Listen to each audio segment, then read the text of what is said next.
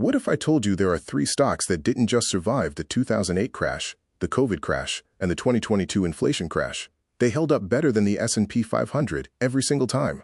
Today we're breaking down 3 healthcare giants that belong in every defensive portfolio. Let's dive in. Before we get into the specific stocks, let's understand why healthcare makes sense as a defensive play. 3 reasons stand out. First, recurring revenue. People can't delay needing insulin or a heart stent. Second, all 3 stocks are dividend kings, meaning they've raised dividends for 50 or more consecutive years. And third, they're spread across multiple business lines, which acts as a buffer. Here are the receipts. During the Great Recession, the COVID crash, and the 2022 inflation crash, these stocks consistently outpaced the S&P 500's total return. That's a pattern, not luck. These companies were built to survive these kinds of storms. First up, Johnson & Johnson, the original healthcare giant. J&J has raised its dividend for 63 consecutive years. That's not a typo. They've been growing your payout since 1963. They operate in 2 massive segments, pharmaceuticals and medical devices. And when they spun off their consumer division Kenvue in 2023, they actually got more profitable.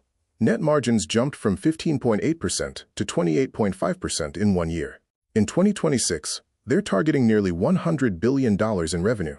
This is a company with real durability. Abbott Laboratories is probably the most adaptable company on this list. When COVID hit in 2020, Abbott was one of the first companies to stabilize. They rapidly developed COVID testing kits, which offset the temporary dip in elective medical procedures.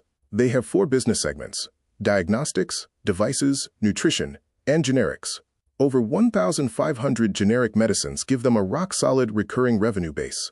And they've raised dividends for 54 straight years. 2025 sales hit $44 billion, up nearly 6%. In 2026, they're projecting another 10% EPS growth. Becton Dickinson doesn't get nearly as much attention as J&J or Abbott, but it might be the most reliable of the 3. They are the single largest manufacturer of needles and syringes in the world. And here's the key. Over 90% of their revenue comes from consumables, basic medical supplies that hospitals literally cannot function without, recession or not. You can delay buying a car. You cannot delay getting your blood drawn or an IV. They have 33,000 patents, which makes their moat extremely difficult to replicate. Q1 2026 EPS was up nearly 29% year over year. Now let's be balanced here.